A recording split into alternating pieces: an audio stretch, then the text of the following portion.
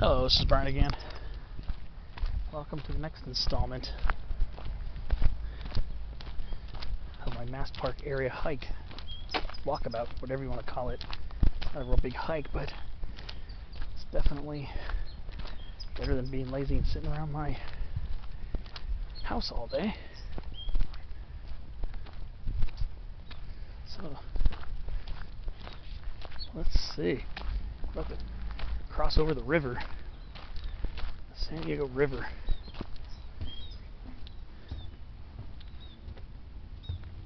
You can hear a bullfrog calling right now.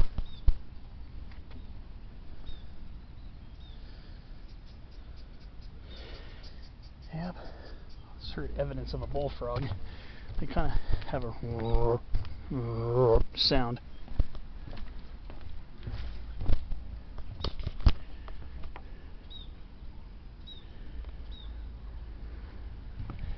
Interesting. Probably more bullfrog than tree frog habitat here.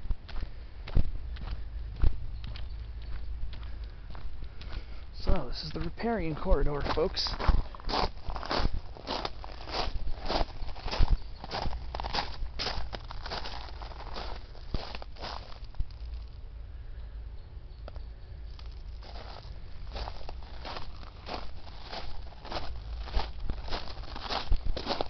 This area probably seasonally floods. It's very wet down here too.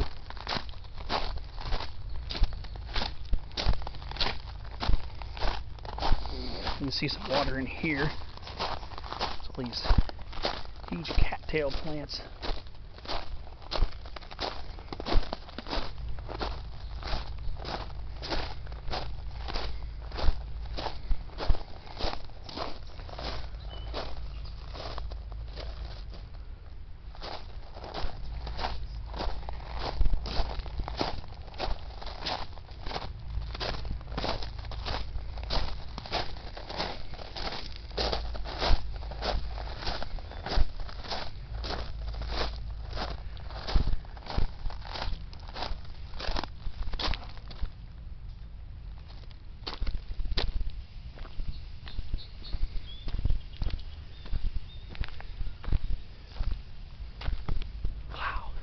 All of the cattails here. Lots of smaller willows. There's even a mulberry tree. I think that's a red mulberry. Oh, that must be the Santee Walmart right there. Ooh, California rose. Okay, California. I think that's a red mulberry tree right there. I think Morris rubra. I think that might be that species right there.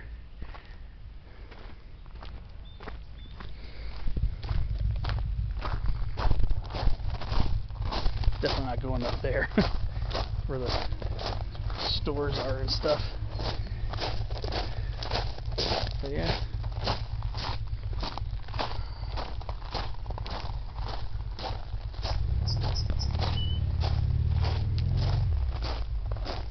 Down here in the willows and cottonwoods.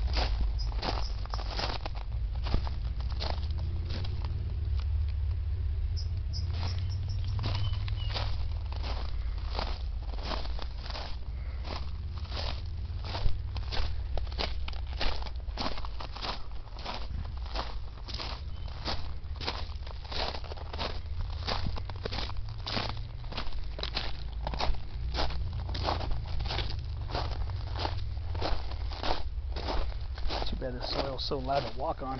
All these, this gravel, probably scaring everything I'm walking by.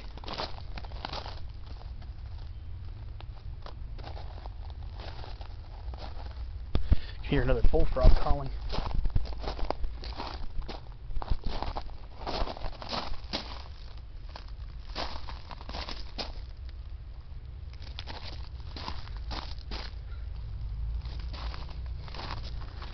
This area has kind of a peppery smell.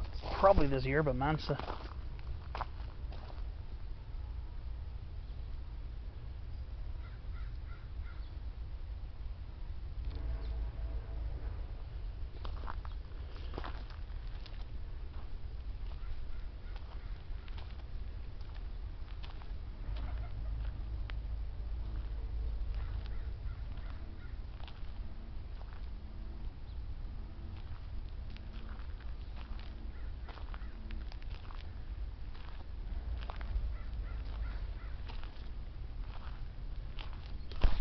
get really quiet. If I could see a frog or something. You'll hear them, but you don't see them very often.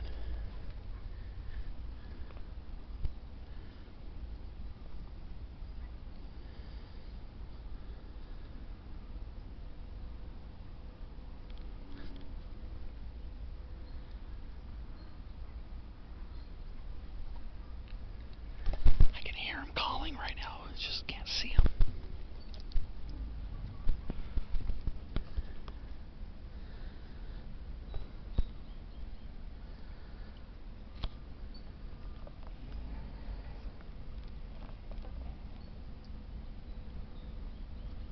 I can see a bunch of tadpoles in there.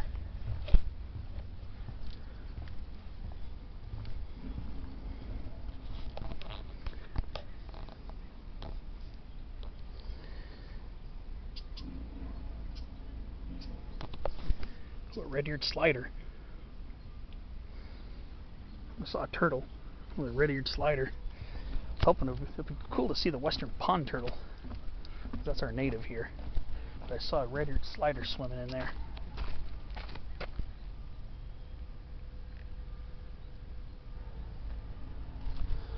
So if you ever walk by a really wet area where there's a lot of water and you hear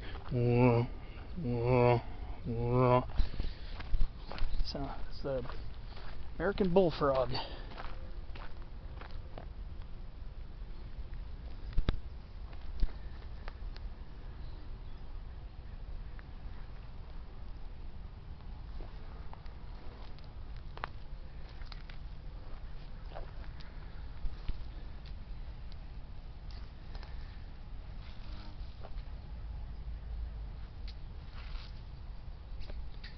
I can hear another one. Very interesting.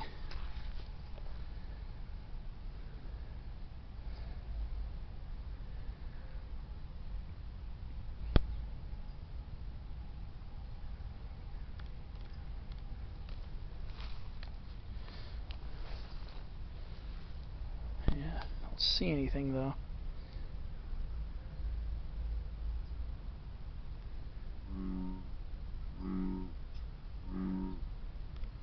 Camera has to have been picking that up. That was a bullfrog call. That was me just now, but hopefully the camera picked that up. That's the call of a bullfrog. So there's probably a big bullfrog in there because that was a very loud and low groaning. There's got to be a large one in there. Sure be really cool to see one.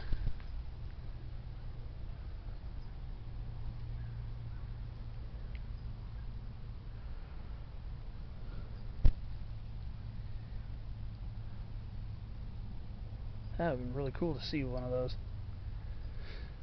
Believe it or not though, bullfrogs aren't native over here.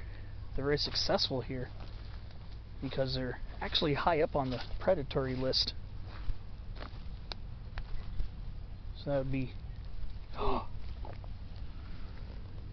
There's a Baja California tree frog. Right there. Right there. That is Pseudocris hypochondriaca. This is the first time I've seen one in years. A little baby tree, a little tree or chorus frog. Right there. This little guy hopping. This is what I've been wanting to see for a very long time. Sometimes they still call them Pacific tree frogs or Pacific chorus frogs. Pseudocris regula. But the first time in a long time I've seen a tree frog. First time I've seen one in the wild for years. It's very nice. So now I know where to come next time I need an amphibian fix. So it looked very small on camera. It was very young. Probably metamorphed not that long ago. That was a really, really cool sighting to finally see. I knew I'd find one eventually, just didn't know how long it was going to take. Very happy about that, to be honest with you. Very, very cool. I love seeing wildlife, and I especially love herps, reptiles and amphibians. Big fan of seeing reptiles and amphibians on my hikes and adventures. So that one looked like, that one was Pseudocris hypochondriaca. Hypochondriaca, the Baja California tree frog, or Baja California chorus frog. Used to be in the genus Hyla, Hyla, but now the genus Hyla, I believe, it was absorbed into Pseudocris, or at least several of its species were. So there you have it. The Baja tree frog. I've been wanting to see one for years and years. I finally got to see one today. So I'm very excited about that. So what we got going on over here. So again, if you're going near the water, just watch your step. Make sure you don't step on any frogs.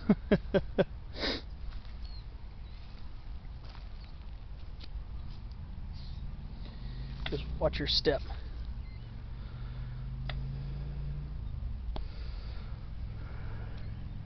And we got a little coot hanging out here in the water. The Fulica americana. See these a lot in city parks. Sometimes people call them mud hens. Very camera shy. Sometimes you can get pretty close to the coots.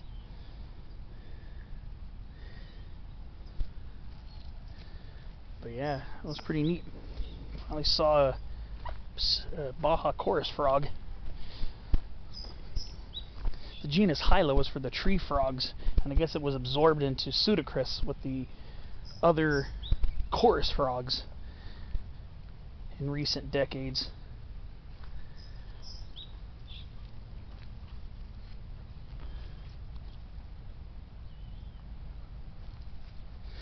So it was definitely a very pleasant sight for me to see that. It was really nice to see that. What's not nice to see is all this garbage here. It's kind of disgusting, actually.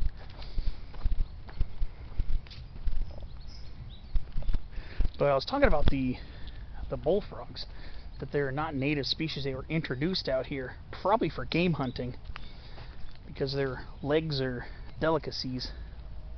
Either that or pet bullfrogs were released after the owner didn't want them anymore. And they've become a very successful competitor and very high-ranking predator as well.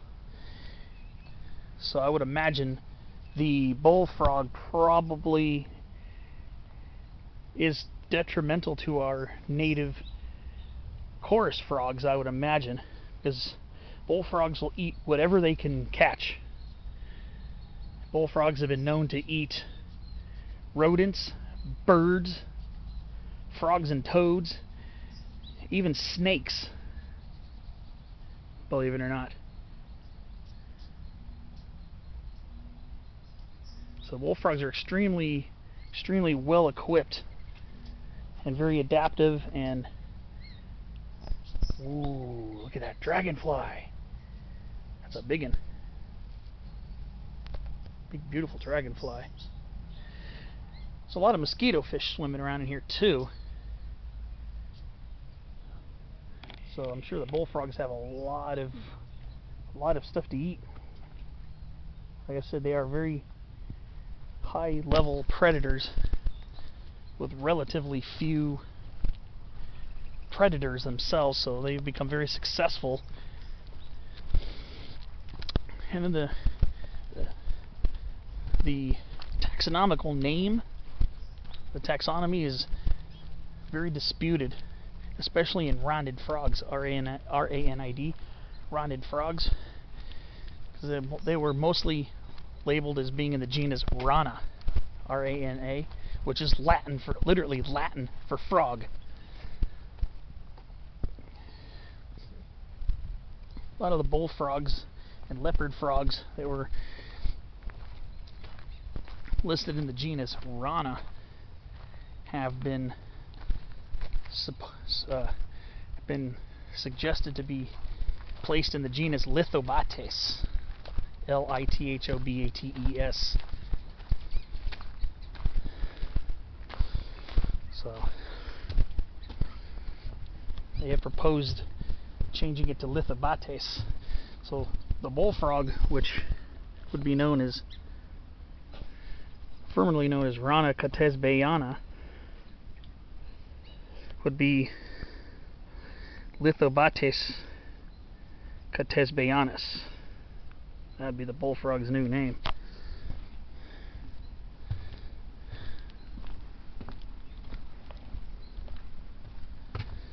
So, just some interesting notes on taxonomy. The leopard frogs, which are also closely related, would be primarily in Lithobates as well. I don't think it's been fully accepted by herpetologists. So you'll still see Rana catesbeiana, or you'll say Lithobates catesbeianus for the bullfrog. And another species of Rana. I'm not sure about our native red-legged frogs. We got Rana aurora, the northern species, and you got the southern species, Rana draytonii. I don't know if they were proposed to be included in Lithobates as well. That I don't know.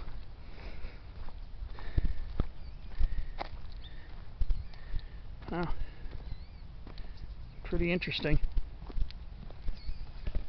And there's our little coot friend again. Kind of shy. Usually you can get pretty close to these guys. Usually they hang out in parks where people illegally feed them. I'm not sure if they're native. I don't know. Coots. I'm not sure if they're actually native or not.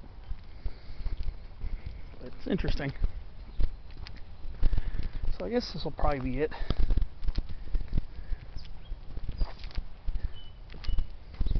There's another Audubon's cottontail. I've seen a lot of those today. It was a pretty interesting video set, I think, even though I did kind of stop a lot to look around in water to try to find amphibians. But at least I got to see something. It's been a long time since I've seen a chorus frog or a tree frog in the wild. But let me leave you with a humongous saltbush, Atriplex lentiformis. Look at that. Huge, huge saltbush. Yeah, just gonna go head back to my car this way. Thanks for watching. I'll see you on the next adventure. Hopefully next week the mountains will cool off enough for me to do a mountain hike. We'll see.